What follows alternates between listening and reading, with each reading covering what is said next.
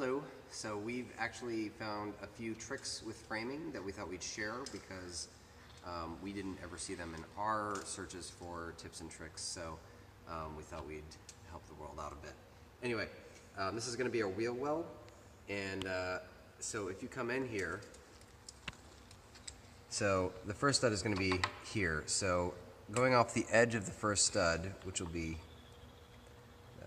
there to about 1.5 inches in.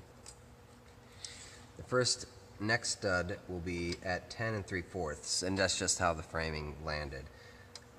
So 10 3/4, and 1.5 inches out of that is 12 1/4. Now going to the next stud, which is 2 feet 10 1/4 here, and going out 1.5 inches. Oh, sorry, 10 3/4. I got myself confused. Get out of here. 10 3/4 and 36 1/4. And then 4, 10 3/4, and 5 feet 1/4. And then 6 feet, and nope, and that's it. So we can come in about 1.5 inches off of there. 77.5. That'll be our last stud right there. Now, at this point, if you want to make sure all of them are flush, take something like a cheater square, line them all up,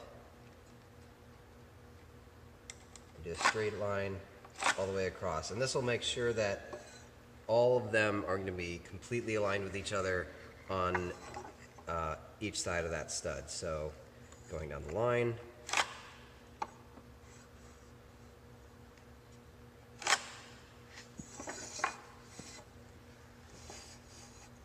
go.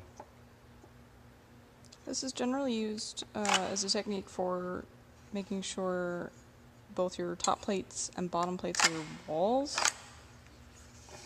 the studs line up. Yeah. And these are the top and bottom plates of our wheel well, but the walls are a lot larger.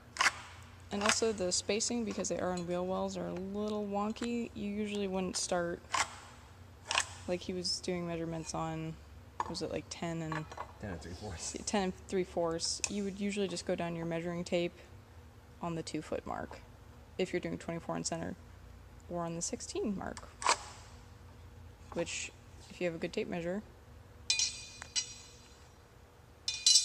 it will show you the 16-inch mark. Now I'm going to take one of the wheel wells away and show you what that did.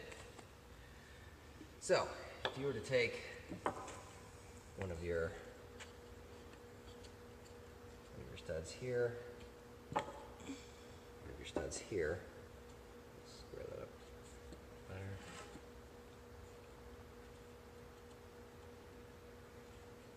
So theoretically, I'm going to put one down here just to make sure it's like perfectly square.